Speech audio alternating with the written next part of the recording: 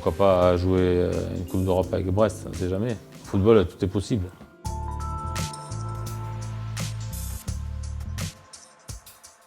Bonjour Michel, Bonjour. merci de nous accueillir ici à Kerlaurent, le centre d'entraînement du Stade brestois. Quelle image, avant de signer et avant d'être contacté par Grégory Lorenzi, quelle image vous aviez du Stade brestois? Moi, j'ai les images quand j'étais joueur de Brest. Quand il y avait Ginola qui jouait là, Pardo, voilà, la grosse équipe de l'époque. Vous aviez déclaré en fin de saison à Montpellier que vous espériez l'Europe, et puis au final, il y a Brest qui s'est positionné, qui vous souhaitait vraiment, et vous n'avez pas caché que finalement vous aviez accepté parce que c'était le club qui vous voulait, et puis que vous ne vouliez pas être... Enfin, ça passe vite pour les coachs, on peut être oublié. C'était ça le discours que vous avez tenu, alors que vous auriez pu faire un peu plus Ah, de mais langue de bois? j'aurais pu m'arrêter aussi et me reposer un petit peu pour repartir. Non, non, j'avais envie De replonger. de replonger directement dedans. J'avais pas envie de m'arrêter. Ouais, et l'opportunité de Brest est arrivée et je dis oui. C'est quoi dans un avenir plus lointain, c'est quoi le championnat qui un jour, vous parliez d'Europe au moment où vous quittez Montpellier, c'est quoi le championnat qui vous attirerait avant la fin de votre carrière de coach? J'en sais rien. Franchement, Il n'y en a pas un qui est plus qu'un autre non, pourquoi pas jouer une Coupe d'Europe avec Brest, on ne sait jamais. Au football, tout est possible. Là, vous allez faire Tout plaisir est aux supporters. réalisable. Je veux dire, mais voilà, c'est à nous de bien travailler déjà cette année pour chercher à faire une meilleure saison que la saison précédente. C'est mon objectif avec le groupe et j'espère qu'on va le réaliser. Ouais. Faire une Coupe d'Europe à Brest, c'est quelque chose que, oui, quand vous dites ça, ça peut étonner comme ça, mais à Montpellier, finalement, vous en y étiez approché, vous en y étiez pas loin. C'est quelque chose qui est tout à fait réalisable. Enfin, en tout cas, c'est possible. Ah oui, tout est possible au football. Après c'est la vérité, c'est tous les ingrédients qu'on met sur le terrain pour gagner les matchs. Hein. Le football, ça ne se joue pas en conférence de presse, ça se joue sur le terrain. Question toute bête, est-ce que vous avez eu l'occasion d'échanger avec Olivier Dalloglio sur vos clubs respectifs? Du tout. Non. Du tout? Non, non. Est-ce que c'est quelque chose qui pourrait se faire ou pas spécialement? Non, je crois pas. Vous avez fait donc plusieurs clubs, vous l'avez dit tout à l'heure, vous avez fait Clermont, vous avez fait Reims, mais on vous voit d'abord comme l'homme de deux clubs. C'est Nantes, c'est Montpellier, où vous êtes passé en tant que joueur, vous êtes passé aussi en tant qu'entraîneur. Est-ce que c'est quelque chose d'assez flatteur ou de réducteur, ça, le fait d'être étiqueté nantais et étiqueté montpelliérain, c'est la réalité? J'ai passé beaucoup de temps dans ces deux clubs-là. C'est pour ça que j'ai l'étiquette nantaise et montpelliéraine. Et qu'est-ce que vous retenez de ces deux grandes expériences, ces longues expériences montpelliéraine et nantaise, séparément? Qu'est-ce que vous en...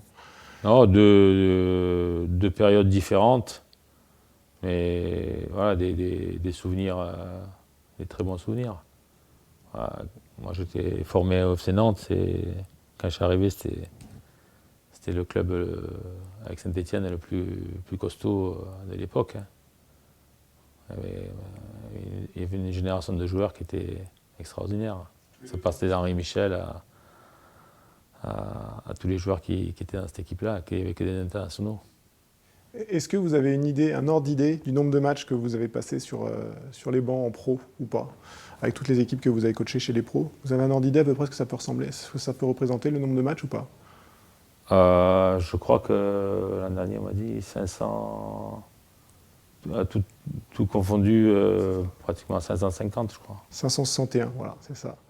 Est-ce que vous arrivez à vous souvenir de tous les matchs ou au moins de la majorité des matchs?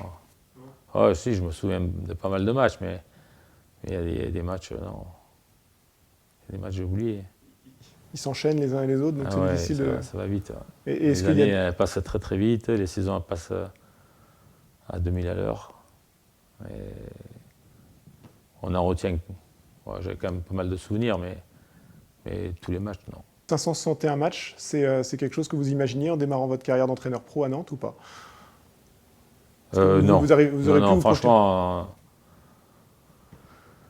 je pense que quand on démarre une carrière, on ne sait pas ce qui va arriver derrière, quoi. Surtout en tant que coach,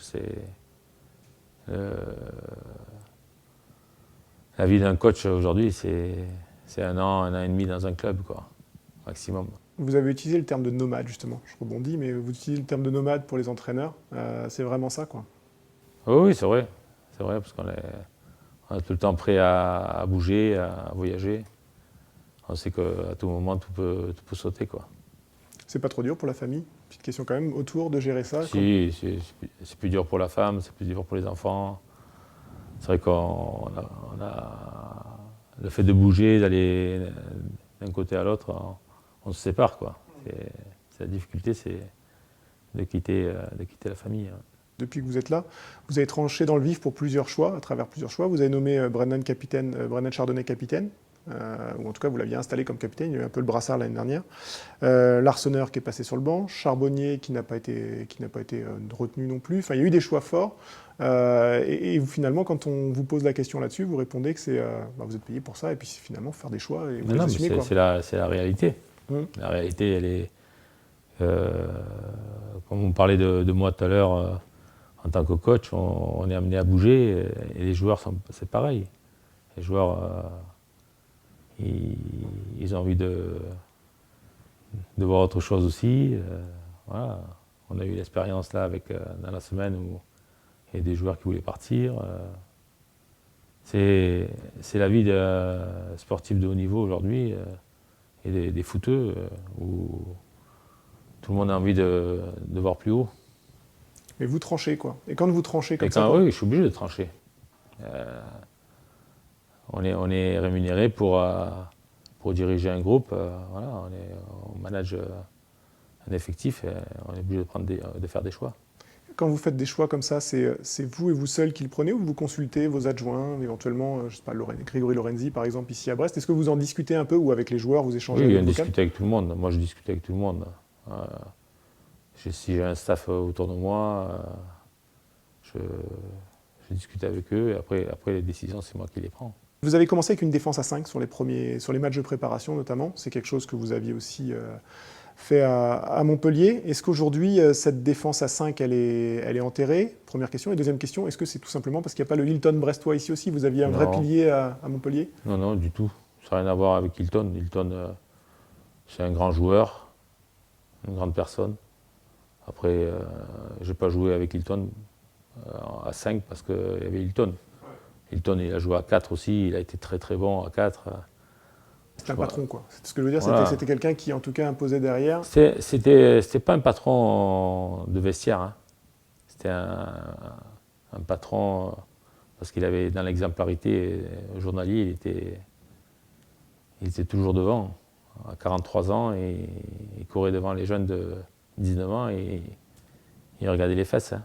Et justement, alors je renverse la question, est-ce qu'il faut, pour avoir une défense comme ça à 5, il faut à tout prix un leader de défense, celui qui est dans l'axial? Non, il faut avoir envie de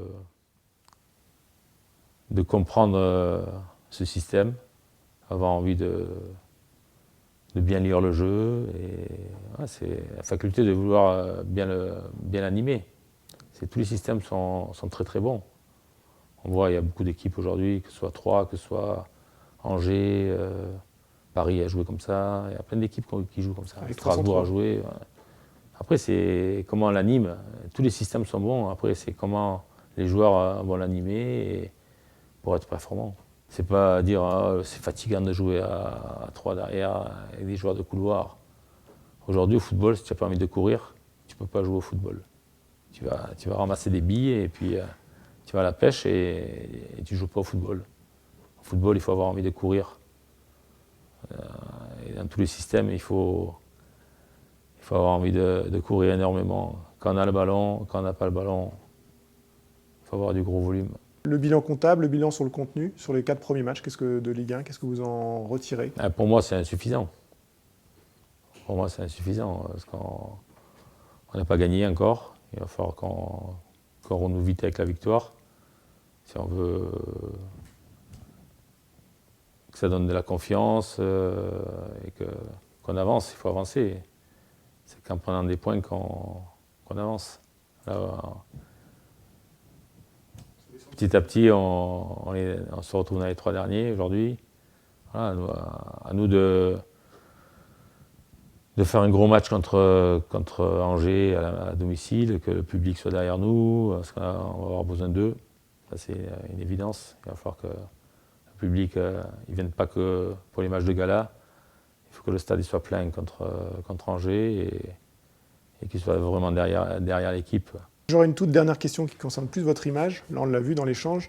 On retrouve des photos de vous, vous êtes souvent souriant. Moi, j'ai eu pas mal de monde qui vous connaît et qui disent « mais il est sympa, Michel Derzakarian est très sympa ». Pourquoi cette image de dur auprès de certains, quoi? Pourquoi il y a Je ne suis pas dur, je suis comme ça. Ouais. C'est ma façon de communiquer des fois. J'ai pas envie de m'épancher sur certains problèmes. Voilà. Mais sur les photos, vous souriez, enfin, on vous voit sourire. Là, J'aime déconner, j'aime rigoler, mais il y a des moments, j'ai pas envie de rigoler. Avant un match, je suis concentré. À la fin du match, quand j'ai perdu, je vais pas sourire quand j'ai perdu. J'ai pas envie de. Quand j'en prends 3 à Strasbourg, et je suis pas content. Je vais à la conférence de presse, je vais pas arriver avec le sourire. En tout cas, pour clore, on voit un homme serein, on voit un homme heureux d'être là, tout va bien à Brest, quoi. Ah ouais, non, mais moi je suis très, très heureux, je l'ai dit depuis un moment, hein. Très heureux d'être ici. Et, tout le monde m'a bien accueilli, tout le monde m'a mis dans les meilleures conditions pour bien travailler. Maintenant, à moi de bien travailler avec mon staff et qu'on ait des bons résultats.